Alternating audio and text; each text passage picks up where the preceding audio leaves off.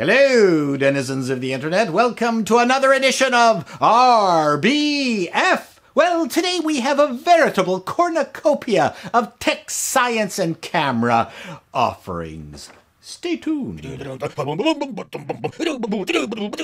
Welcome back. First up, news about T2.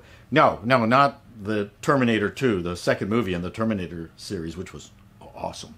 But Apple's T2 chip that manages the security on all the new Macs that they're making, but it also has this other secret side to itself. It prevents third-party repair people from fixing your Macintoshes. That didn't sound like Arnie. That sounded like Rajesh.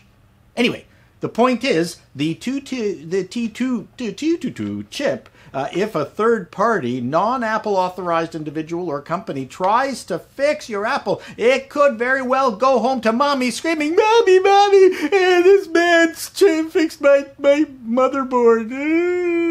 Louis Rossmann, who many of you know, who specializes in board-level repairs of Macintoshes and iPhones, has come under attack by Apple, and because primarily he has shown just how shoddy Apple authorized repairs have been. You know, frankly, I think Apple should bear the hatchet. They should come out with a Rossmann seal of quality.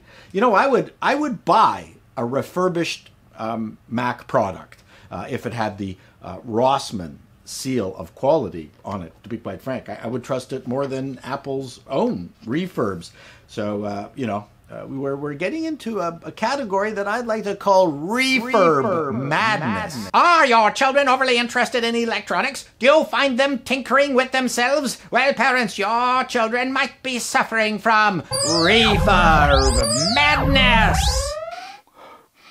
Hey man, you're getting high sniffing solder paste, aren't you? No way, man.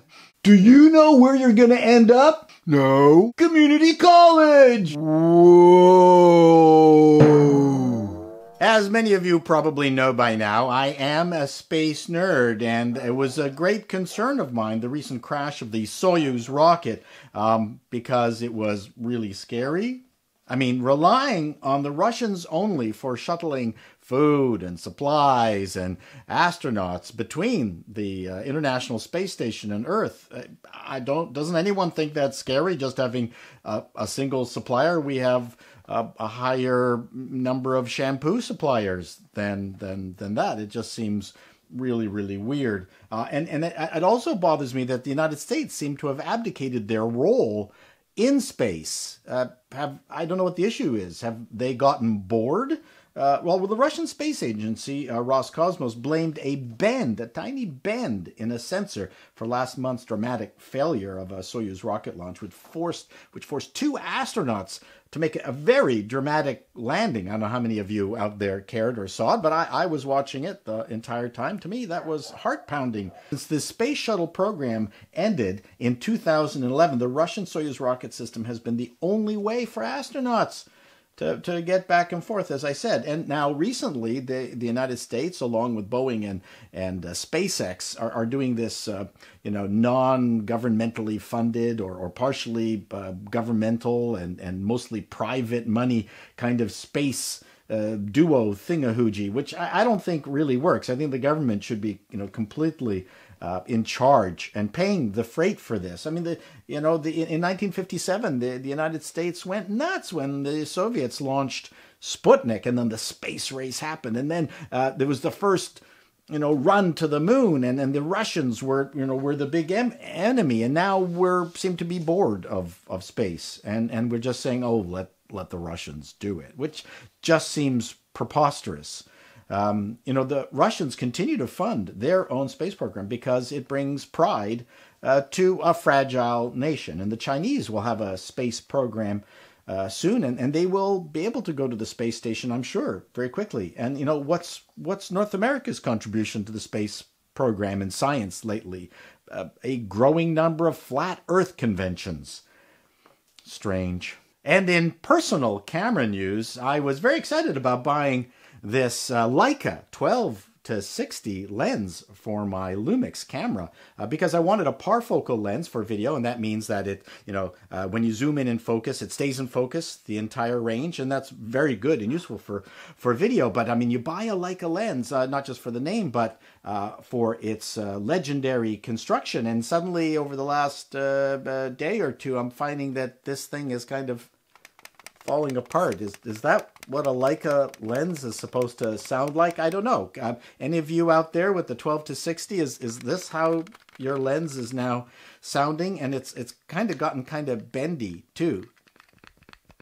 You can hear that. That's not what I think a Leica lens should sound like. It reminds you of the power of the brand and what it means and why you would be buying a product. Because if I buy a Leica lens, at no time would I ever think that it would suffer from this kind of shoddy construction. I mean, it's a complete shock. I mean, think about cars. If you buy a Chrysler product and it lasts you for 6 months, you go, whoa, I got 6 months out of my Chrysler. But if your Toyota Camry suddenly starts exhibiting problems after 10 years of driving, well, I mean, you basically have to be hospitalized. So, I mean, that is the power of the brand. Well, I've had it only for 6 months. I'm very concerned.